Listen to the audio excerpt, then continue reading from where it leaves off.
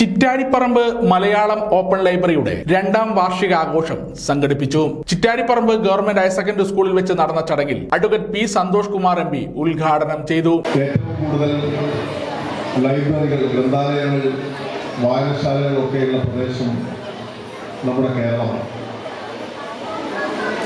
ഇന്ത്യയിലെ ഏത് സംസ്ഥാനത്ത് പോയാലും കേരളത്തോട് ഈ കാര്യത്തിൽ കിടപിടിക്കാൻ കഴിയുന്ന ഒരു പ്രദേശത്തെ, സംസ്ഥാനത്തെ കണ്ടെത്തുക പ്രയാസമായിരുന്നു.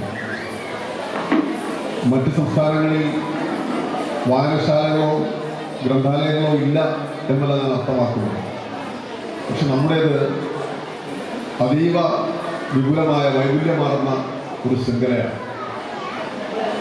ആ കേരളത്തിൽ പക്ഷേ ഏറ്റവും പുതുമയുള്ള ഒരു സംരംഭമാണ്, ഒരു മുന്നേറ്റമാണ് മലയാളം ഓപ്പൺ ലൈബ്രറി എന്നുള്ളത്.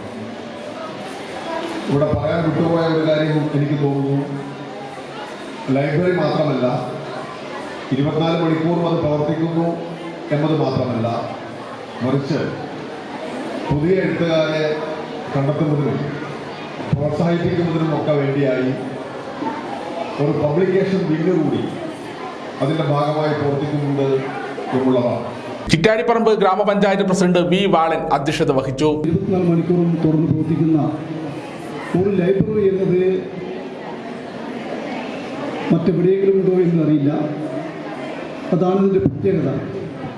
അതുകൊണ്ട് തന്നെ എല്ലാ കോണുകളിൽ നിന്നും ഈ ലൈബ്രറിയെക്കുറിച്ച് ഇതെങ്ങനെയാണ് പ്രവർത്തിക്കുന്നത്, അതിൻ്റെ സംഘടന എങ്ങനെയാണ്, അതിൻ്റെ വിവിധ കമ്മിറ്റികൾ എങ്ങനെയാണ് പ്രവർത്തിക്കുന്നത് എന്നെല്ലാം അന്വേഷിക്കുക.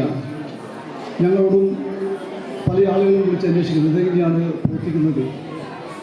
ആ സമയത്തെല്ലാം ഈ ഓപ്പൺ ലൈബ്രറിയുടെ പ്രത്യേകതയെക്കുറിച്ച് ഞങ്ങൾ സംസാരിക്കാറുണ്ട്. ചടങ്ങിൽ ടി.പി. ഗംഗാധരനെയും ഡോക്ടർ ഷാനയെയും ആദരിച്ചു. മലയാളം ഓപ്പൺ ലൈബ്രറിയുടെ രക്ഷാധികാരി ഡോക്ടർ കുമാരൻ വയലേരി ആദരിക്കപ്പെടുന്ന വ്യക്തിത്വങ്ങളെ പരിചയപ്പെടുത്തി. Malayalam open library secretary Vinod Thodikkalam പ്രവർത്തന റിപ്പോർട്ട് അവതരിപ്പിച്ചു. വനിതാ ഫോറം സെക്രട്ടറി എം റോജ നർത്തകികൾക്കുള്ള ഉപഹാര സമർപ്പണം നടത്തി.